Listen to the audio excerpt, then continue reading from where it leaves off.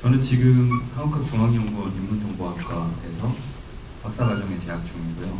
앞서 기조 강연을 해주셨던 김현 교수님을 지도 교수님으로 모시고 정보학 연구를 수행을 하고 있습니다. 그런데 저는 학부와 석사과정에서 한문학을 전공을 했습니다.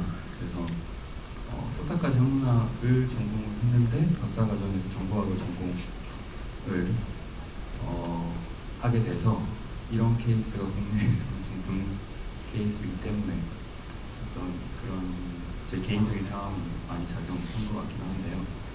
이런 이력 때문에 저는 지금 주로 공문원 자료를 대상으로 한 연구를 집중적으로 수행을 하고 있고요. 근데 그게 기존의 전통적인 방식의 연구가 아니라 아까 오전에 김현 교수님께서 전달해 주셨던 그러한 디지털 인문학적인 방법론을 적용한 연구를 수행을 하고 있습니다.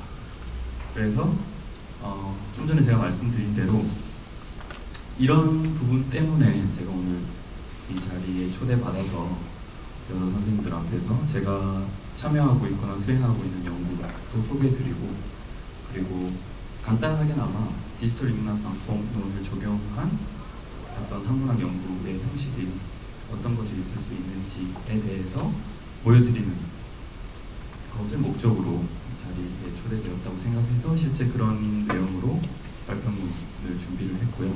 읽어보시면 아시겠지만, 그래서 발표문 내용을 보시면 크게 세 부분으로 되어 있습니다. 첫 번째는 디지털 인문학이라는 것이 도대체 어떠한 연구인가, 그리고 두 번째는 그러한 방법론을 적용한 디지털 인문학 연구 사례는 또 현 시점에서 어떤 것들이 공유해 있는지, 그리고 마지막으로는 사례만 보여드리면 너무 개략적일 것 같아서 구체적으로 어떠한 방식의 연구가 수행될 수 있는지에 대한 일종의 샘플 연구 사례를 준비를 해봤습니다. 우선 디지털 인문학에 대해서는 이미 김영 교수님께서 오전에 기조 발표를 통해서 충분히 전달을 해드린 것 같기 때문에 그냥 제 발표문 앞쪽에 서술되어 있는 그 내용들은 건너뛰도록 하겠습니다. 중복되는 부분들이 많을 것 같아서요. 그래서 이제 실제 그러한 디지털 인문학 연구 방법론을 통해서 지금 이루어지고 있거나 기존에 이루어졌던 디지털 인문학 연구 사례가 국내에서는 어떤 것들이 있는지에 대한 이야기를 전해 드릴 텐데요. 발표 자료집의 80페이지부터 83페이지까지 내용이죠. 제가 시간적인 여유가 많으면 하나하나씩 다 리뷰를 하면서 좀 설명도 해드리고 그 맥락을 짚어드릴 텐데 발표 시간이 한정되어 있어서 그렇게 하기는 어렵고요. 일단 구체적인 내용을 읽어보시면 됩니다. 제가 핵심적인 정보들은 다 정리를 해놨기 때문에 이미 이루어진 연구도 있고요. 지금 수행되고 있는 연구도 있습니다. 간단하게 짚어드리면 지금 이 8가지 연구 사례인데 크게 보면 두 가지 연구로 나뉠 수 있습니다. 위쪽에 파랗게 표시되어 있는 것들은 공동 연구, 집단 연구고, 밑에 빨갛게 표시되어 있는 연구들은 개인적으로 수행된 연구들입니다. 밑에 빨간 연구들은 주로 이제 학위 과정에서 학위 논문 발표와 직접적으로 관련된 연구들이고요. 위쪽 연구들은 우리가 보통 전통적인 인문학 관점에서 공동 연구라고 하면 어떤 특정한 텍스트를 공동 대상으로 삼고 그 대상에 대해서 개별 연구자들이 각자만의 관점으로 연구해서 그 연구된 결과물을 모아서 논문으로 공동 논문으로 낸다거나 아니면 공동 저작물 형태로 내는 걸 공동 연구라고 생각하실 수 있는데, 실제 위에 있는 이 사례들은 그런 방식의 공동 연구가 아니라 처음 텍스트를 대상으로 삼는 그 순간부터 다 같이 어떻게 연구해야 될 건지에 대한 계략적인 방향, 그리고 구체적인 방법, 그리고 실제 그 연구를 해나가는 과정에서 데이터를 축적하는 작업들, 이런 것까지 다 공동으로 하는 작업이라는 걸 말씀드리고요. 그리고 그러한 어떤 연구 방향성은 오전에 김현 교수님께서 말씀하셨듯이 디지털 인문학은 기존의 개인 연구가 아니라 어떻게 보면 공동 연구의 형태로 가는 그런 철학적인 부분들이 어느 정도 반영되어 있는 결과로 보시면 될 것 같습니다. 그리고 또 지금 표시된 파란 연구들은 2015년부터 한국연구재단에서 이 디지털 인문학과 관련된 연구가 국내에서 좀 더 보편화될 수 있게끔 하기 위한 연구 사업이 생겼습니다. 디지털 인문학 연구 사업인데 그 연구 사업이 생긴 지 얼마 안 됐죠. 2015년도에 시범적인로 사업이 이루어졌고 그 시범 사업들의 성과를 통해서 본격적으로 발주가 되고 그 사업에 대한 지원이 이루어지기 시작한 건 어떻게 보면 작년부터라고 볼 수 있는데요.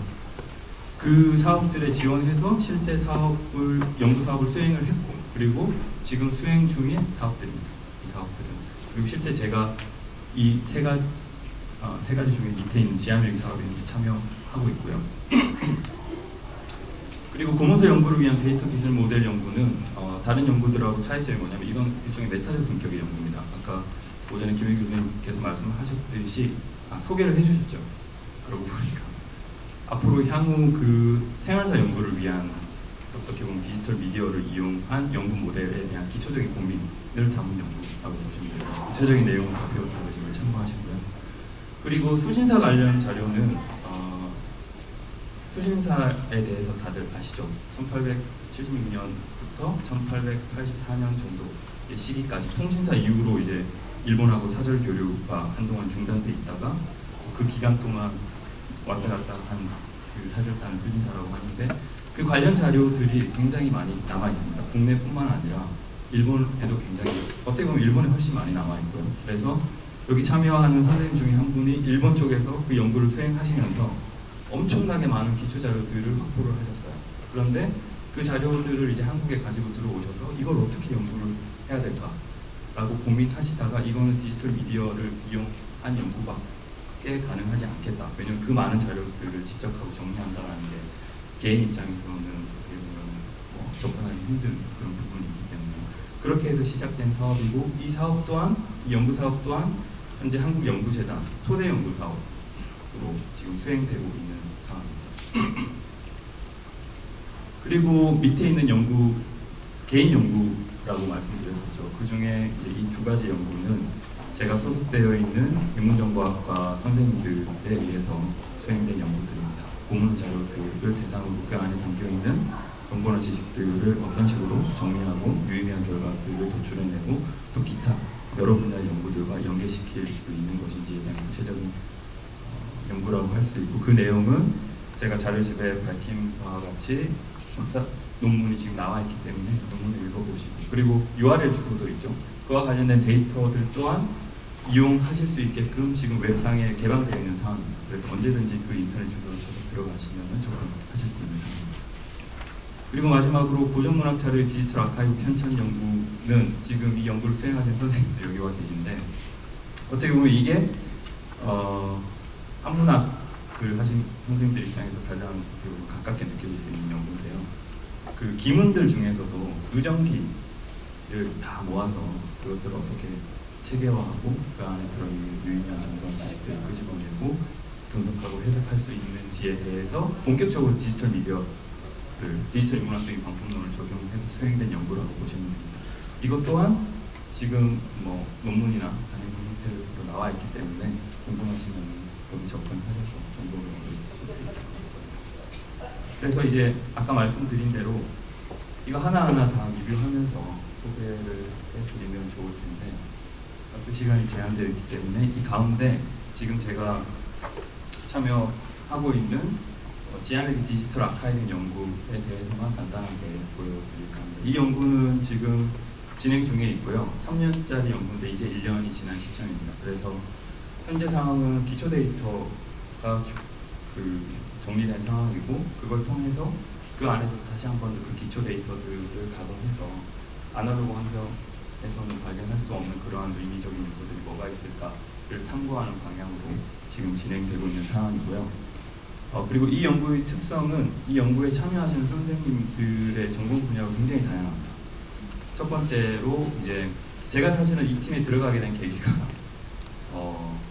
초서를 공부하려고 이 팀에 초서를 잘 보시는 선생님들이 많습니다. 그래서 가서 텍스트를 읽으면서 초서를 공부해야겠다고 해서 들어갔는데 단순히 그 글자만 잘 해석하시는 분들만 계시는 게 아니라 지금 번역원에서 역자로 활동하고 계신 시에 관심이 많으신 전통적인 한문학 하신 선생님도 계시고요. 그리고 민속박물관의 사기 연구관으로 재직 중이셔서 우리나라 전통 민속학적인 그런 정보들에 대한 굉장히 박식함을 갖추고 계신 선생님도 계시고요. 그리고 고문서를 연구하셔서 고문서 쪽에서도 이름이 있으신 선생님도 계시고, 그 다음에 미술사를 연구하고 계신 선생님도 계시고요. 그분도 초상화가 주 연구 대상이긴 한데, 그걸 통해서 초상화를 매개로 해서 조선시대 중후기의 문화사를 어떻게 조망할 것인가 이런 거를 관심을 두고 있는 선생님이거든요. 그리고 또 서체 연구하시는 분도 계세요. 미술 화목 서체를 가지고 지금 본격적으로 연구하고 계신 선생님도 있고, 어쨌든 인력 풀이 굉장히 다양한 그 집단입니다. 그래서 서로 관심사가 다 다르고 시각이 달라요. 그러니까 예를 들어서 일기라고 하면 이건 자기가 어떤 일기 안에 어떤 요소를 집중적으로 보느냐에 따라서 이 일기를 분석하고 해석하고 그 의미를 찾아내는 맥락 또한 다양할 수 있겠죠. 그래서 다양한 분야의 연구자들이 머리를 맞대고 하고 있는 연구이기 때문에 어려움도 굉장히 많습니다.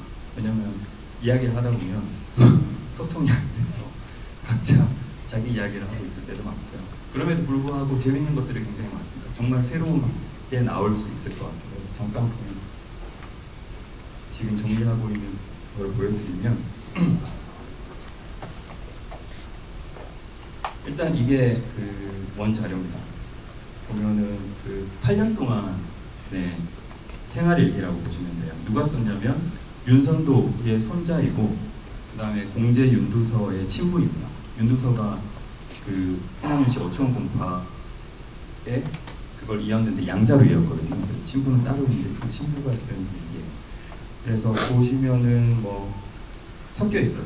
행서, 해서, 초서 다 섞여 있어서 서체에 대한 이해가 기본적으로 갖춰져 있지 않으면 해도 불가능한 자료라고 말씀드릴 수 있고요. 그리고 이 자료가 굉장히 재미있는 자료인 것은 단순히 일기가 아니라 지금 장서각에 있는 장서각 고문서 아카이브에 해남윤씨 고문서 자료들이 있는데, 그 고문서 자료들하고 연계가 됩니다. 무슨 말이냐면 예를 들어서 일기에서 어떤 날짜에 이 일기를 쓴 지암 윤희우가 서울에 있는 공제 윤두사한테 편지를 쓴 기록이 있어요. 예를 들어서 뭐 이런 일로 자식들이 잘 있는지 궁금해서 편지를 붙였다. 그러면은 그리고 나서 한 뭐 열흘이나 보름 사이에 다시 답장이 오거든요. 그러면은 그 날짜에 쓴 편지 내용은 일기를 통해서 알 수 없죠. 왜냐하면 그 내용까지 쓰지는 않으니까. 근데 그 편지가 고문서 아카이브에 있습니다. 그 날짜 그대로. 그러면은 고문서와 소위 말하는 고기록 자료라고 할 수 있죠. 이런 생활사 자료는. 이런 것들을 연동한 연구를 통해서 얻을 수 있는 어떤 재미있는 그런 지점들을 발견할 수 있는 여지도 있고요. 어쨌든 이것을 지금 이거는 위키를 통해서 구축이 되고 있는데 현재는 비공개 상태예요. 연구가 끝난 2019년도 이후에 공개될 상황이고, 그래서 이제 대략 8년치의 일기를 이렇게 입력을 예를 들어서 보여드리면 이런 식으로 위에 보면 번역자 보이시죠? 누가 번역했는지 이런 것도 다 기록을 하고 있고요. 그래서 그 내용들을 이런 식으로 볼 수 있게끔 지금 UX가 디자인되어 있고요. 어쨌든 여기 보시면 태깅이 되어 있는 걸 보실 수 있는데, 일기 안에 있는 다양한 그러한 정보나 지식을 어떤 큰 틀 안에서, 체계 안에서 유효하게 그 관계를 보고 정리할 수 있는 형태의 설계도, 김영규 선생님께서 오전에 말씀하셨듯이 온톨로지라는 것을 이용해서 설계도를 작성해서 거기 맞춰서 정보를 정리를 하고 있는 상황입니다. 그래서 이걸 가지고 지금 현 단계에서는 그냥 기초 자료가 구축되어 있고, 그걸 통해서 가공하는 거는 이제 앞으로 해 나가야 될 일들이고 지금도 시도가 되고 있는 건데, 예를 들어서 하나 한번 보여드리면 이 일기에 보면은 여정 관련 기록이 굉장히 많습니다. 심지어 그 여정 관련된 기록으로 논문을 쓰신 선생님도 계세요. 조선대학교의 김경숙 선생님이라고. 그 중에 하나를, 그 수많은 여정 기록 중에 하나를 샘플로 해서 샘플 연구를 수행한 건데, 예를 들어서 윤희의 윤종서 거제 적거제 방문 여행이라고, 자기 아들이 윤종서인데 그 당파 싸움에 그 당시 남인과 서인 장가싸움에 휘말려서 거제로 유배를 가서 죽습니다. 그래서 자기 자식, 이 사람은 해남에 살았고 거제에서 유배지에서 유배를 당해 있는 그 아들을 찾아가기 위한 여정이 있어요. 그게 대략 한 30일간 여정이 있는데 이게 굉장히 재밌습니다. 뭐 만난 사람들, 그 다음에 어떤 자기가 본 것들, 그리고 들었던 것들, 이런 것들이 다 기록이 되어 있어요. 그래서 이것과 관련해서 유효한 정보들을 이렇게 쭉 다 정리한 다음에 그 다음에 이거를 어떠한 방식으로 유효한 미디어 체제로 시각화할 것인가 이런 것도 고민을 했거든요. 잠깐 보여드리면 이런 식으로 그래서 어떤 그 여정 안에서의 어떤 소규모 여정이 지도상에서 어디를 거쳐서 어디로 갔는지 이것도 기록이 다 되어 있어요. 그래서 100%는 아니지만 70% 정도는 구체적인 위치를 비정할 수 있는 수준입니다. 그래서 이런 형태의 어떤 시각화 결과물도 가능하다는 걸 잠깐 소개해드리고요. 어쨌든 이런 연구가 현재 진행되고 있다는 것을 잠깐 보여드릴게요. 시간이 많이 흐른 것 같은데 다시 돌아가겠습니다. 그래서 개략적으로 지금 현 단계에서 국내에서 수행되고 있는 연구 사례들은 그 정도가 있다라고 참고를 하시면 될 것 같아요. 83페이지까지 내용이고요. 그리고 오늘 또 제가 준비한 게 있는데 그게 뭐냐면 아까 말씀드린 대로 어떠한 연구들이 수행되고 있는지도 궁금하시겠지만 또 어떠한 방식으로 새로운 연구가 시도될 수 있는지에 대해서도 관심이 있으실 것 같아서 제 나름대로 개인 연구를 한번 진행을 해봤는데 그게 뭐냐면 이규보와 관련된 작품들을 모아서 그 작품들 안에서 드러나는 내용을 그 관계를 살펴보는 연구를 수행을 했는데 앞쪽에서 제가 말이 너무 길어져서 지금 발표 시간이 많이 지나고 있는 것 같습니다. 어쨌든 구체적인 내용은 왜 제가 이런 연구를 수행했는지에 대한 내용은 84페이지에서 86페이지까지 들어가 있고요. 핵심은 뭐냐면 두 가지입니다. 경설, 이규보가 쓴 경설에 대한 그 의미가 뭔지에 대한 논의가 여전히 지금도 유효하게 계속 지속되고 있고 추가적으로 그 어떤 고려 조선족 문인들보다도 이규보 같은 경우는 특수하게 작품에서 거울을 알레고리로 차용한 케이스가 굉장히 많습니다. 그래서 이것 자체가 굉장히 제 개인적으로는 이걸 연구해보면 재밌겠다라는 생각이 들어서 이것들을 가지고 연구를 수행을 했고요.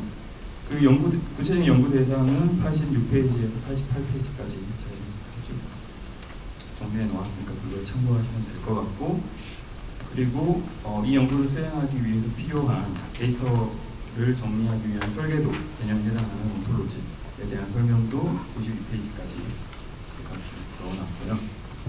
참고하시면 될 것 같고 그리고 실제 제가 수행한 그러한 연구와 관련된 결과물이 현재 온라인에서 개방적인 자료로 이렇게 편찬되어 있습니다. 그래서 이것도 발표 자료집에 제가 URL, 인터넷 주소를 넣어놨죠. 그래서 언제든지 여기 접속하시면 확인하실 수 있습니다. 그리고 이걸 통해서 나온 결과물들이 되게 많습니다. 예를 들어서 제가 이런 형태의 시각적 관계망을 모두 다 만들어 봤는데 이렇게 설계를 한 이유는 아까 말씀드렸듯이 어떠한 작품이 있고 그 작품을 구성하고 있는 단락이라든지 시 같은 경우는 식구가 있겠죠. 그리고 그 단락이나 식구에 포함되어 있는 어떤 특수한 구나 절 형태의 표현들 그리고 그 표현들의 구성 요소로서 존재하는 어떤 특정한 단어들의 어떤 그러한 관계도를 쭉 분석해서 그 유의미한 어떤 연결고리를 살펴보면 어떤 의미를 찾을 수 있지 않을까 싶어서 이렇게 단계적인 형태로 쭉 제가 이러한 시각적 관계망을 만들어봤어요. 예를 들어서 굉장히 복잡할 수 있는데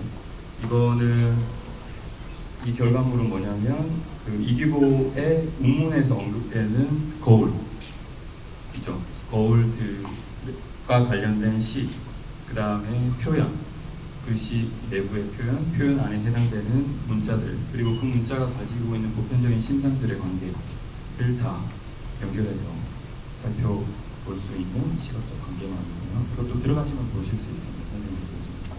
스마트폰으로 유튜브 이용하셔서. 그리고 제가 논문 발표문을 통해서 그 경서를 분석을 했는데, 이것도 좀 전에 제가 보여드린 그러한 시각적 관계망 형태의 결과물을 가지고 제 나름대로 시각으로 접근해서 그 의미를 분석을 한 거고요. 구체적인 내용은 읽어보시면 될 것 같습니다. 시간이 너무 많이 지난 것 같아서. 그래서 처음에 제가 생각했던 것보다 데이터를 정리하다 보니까 데이터 규모도 굉장히 크고, 그래서 시간이 꽤 오래 걸렸어요. 그래서 사실은 지금도 이 페이지에서 데이터를 제가 정리를 하고 있습니다. 어젯밤도 했고, 그런 상황이라서 연구 과정에 있는 상황이기 때문에 이런 것들을 종합해서 그래서 결과적으로 어떤 의미가 있느냐에 대한 제 나름대로의 결론을 아직 세우지는 않은 상황이고요. 그 부분에 대한 언급은 102페이지, 103페이지 내용을 참고하시면 될 것 같습니다. 그래서 이런 연구를 수행하는 게 어떤 의미가 있느냐에 대해서 간단하게 제가 말씀을 드리고 발표를 끝내줄까 하는데요. 그 내용은 발표 자료집 104, 105페이지를 참고하시면 될 것 같습니다. 디지털 인문학 연구라고 했을 때 제가 이제 외부에 나가서 다른 인문학 연구하시는 선생님들을 만나서 이야기할 기회가 많은데, 대부분 많이 이야기하시는 키워드가 빅데이터입니다. 빅데이터에 대해서 잘 아셔서 그런 이야기를 하시는 게 아니라 제일 많이 언급이 되고 우리가 제일 많이 들을 수 있는 키워드이기 때문이죠. 그것도 데이터이고, 그 다음에 디지털 인문학 연구도 데이터를 가지고 하는 연구만 관련 있는 게 아니냐라고 하시면서 또 생각도 그쪽으로 하세요. 예를 들어서 본문원 자료 연구에 디지털 인문학을 적용하면 결국은 큰 뭔가 만들어야 되는 거 아니냐. 예를 들어서 뭐 연행록과 관련된 큰 디지털 아카이브나 데이터베이스라든지, 조선조에 쓰여졌던 한시를 다 모은 어떤 거대한 규모의 한시 데이터베이스라든지 이런 걸 만들어서 연구를 하고 사업을 수행해야 그게 유효한 게 아니냐라는 말씀을 많이 하시는데, 제 생각에는 오늘 제가 보여드린 것처럼 소규모 연구도 가능합니다. 이제 제가 좀 전에 이규보와 관련된 그 사례를 보여드린 것처럼 차라리 그것보다는 자기가 관심을 가지고 있는 문제의식을 가지고 어떤 특정한 주제에 대한 소규모 연구를 개별 연구자들이 수행하고 그걸 통해서 나온 데이터 모델들이 있을 거거든요. 그러면 그 데이터 모델들을 서로 공유하는 거죠. 나는 한시를 볼 때 이런 부분을 중요하게 생각하기 때문에 이걸 자세하게 살펴볼 수 있는 데이터 모델을 설계해서 이런 한시 아카이브를 만들어 보니까 이런 게 있었어 라고 어떤 연구자가 이야기한다면, 다른 연구자는 한시에서 발견할 수 있는 의미는 그런 것만 있는 게 아니야. 한시는 이렇게 보면 이런 정보들도 알 수 있어. 그래서 이런 것들도 유효하게 들여다볼 수 있는 설계도가 필요하고 그러한 아카이브도 필요해. 그럼 또 다른 연구를 수행하겠죠. 동일한 연구 대상임에도 불구하고. 그래서 그렇게 개별 연구자들이 가지고 있는 문제의식 접근을 통해서 이런 방식으로 스몰 데이터를 만들어서 그런 것들이 모아질 수 있게끔, 오전에 김행 교수님께서 말씀하셨듯이 혼자 하는 연구가 아니라 개별 연구자들이 수행하는 연구가 다 모이고 그것들이 연결되면 더 큰 데이터가 되고 거기서 또 발견할 수 있는 유의미한 지점들을 또 다룰 수 있거든요. 그런 것들을 다 같이 탐구해 나갈 수 있는 그런 방향을 앞으로 만들어 나가는 게 필요하지 않을까에 대해서 제가 말씀드린 내용이 104페이지에 들어있습니다. 시간 제가 더 많이 쓴 것 같은데 발표는 여기까지 마치겠습니다. 감사합니다.